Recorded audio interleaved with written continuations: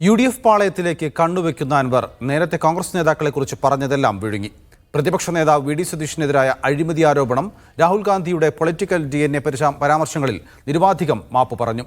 അഴിമതി ആരോപണം പി ശശി പറഞ്ഞിട്ടെന്നും പോലീസിനെതിരെയുള്ള ആരോപണങ്ങൾ CP നേതാക്കളുടെ നിർദ്ദേശപ്രകാരമാണെന്നുമാണ് വെളിപ്പെടുത്തൽ. തെരഞ്ഞെടുപ്പ് സമയത്ത് കർണാടകയിൽ നിന്നും വി ഡി സതീശൻ 150 കോടി രൂപ കടത്തിയെന്ന ആരോപണം നിയമസഭയിലാണ് PV അൻവർ ഉന്നയിച്ചത്. ഇതായിരുന്നു PV അൻവറിന്റെ UDF പ്രവേശനത്തിനുള്ള പ്രധാന വിലങ്ങുതടിയായത്. കളം മാറിയതോടെ പഴി മുഴുവൻ പി ശശിക്ക് നൽകി അൻവർ മാപ്പ് പറഞ്ഞു. പി ശശി പറഞ്ഞത് നിങ്ങൾ തന്നെ ഉന്നയിക്കണം, MLA ആണ് അതിന് ഫിറ്റ് ആയിട്ടുള്ള ആള്, MLA കൃത്യമായിട്ട് പറയണം.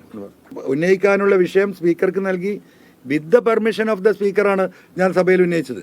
അപ്പോൾ ആ കാര്യങ്ങളും ചെയ്യുന്നത് ഈ പാർട്ടി ലീഡർഷിപ്പും ശശിയുമാണ്.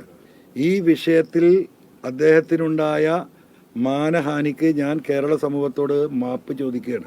പി ശശിക്കും MR അജിത് കുമാറിനുമെതിരായ പോരാട്ടത്തിൽ തനിക്ക് പിന്തുണ തന്നത് CPM ഉന്നത നേതാക്കളാണെന്ന് അൻവർ അവകാശപ്പെട്ടു. എന്നാൽ ആരുടെ പേര് പറയാനും അൻവർ തയ്യാറായില്ല. അവര് പറഞ്ഞു, ഈ ശശിയെയും അജിത് കുമാറിനെയും നിർത്തി ഇനി മുന്നോട്ട് പോയാൽ കേരളത്തിൽ പാർട്ടി ഉണ്ടാവില്ല. അൻവറെ, നിങ്ങളൊരു മെമ്പർ അല്ലെങ്കിൽ പോലും നിങ്ങൾക്കത് പറയാനുള്ള ഞങ്ങളെക്കാളുമുള്ള സ്വാതന്ത്ര്യമുണ്ട്. അതുകൊണ്ട് നിങ്ങളത് പറയണം, ഞങ്ങളെല്ലാവരും നിങ്ങളുടെ കൂടെ ഉണ്ടാകും എന്ന് പാർട്ടിയുടെ ഉത്തരവാദിത്തപ്പെട്ട ലീഡർഷിപ്പിൻ്റെയും കൂടെ നിർദ്ദേശപ്രകാരമാണ് ഞാനിത് പബ്ലിക്കായി പറയുന്നത്. ഈ പറഞ്ഞിരുന്ന നേതാക്കന്മാർ പോലും പിന്മാറുന്ന ഘട്ടം വന്നു. ഞാൻ ഒരുപാട് പാപഭാരങ്ങളെ ചുമന്നാണ് നടക്കുന്നത്.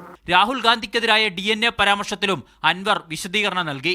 ലീഗ് എല്ലാ കാലത്തും സോഫ്റ്റ് ആണെന്ന് പറഞ്ഞതിലൂടെ UDF പ്രവേശനത്തിലുള്ള ആഗ്രഹം അൻവർ ഉപേക്ഷിച്ചിട്ടില്ലെന്ന് വ്യക്തമാക്കുകയും ചെയ്തു. മീഡിയ 1 തിരുവനന്തപുരം.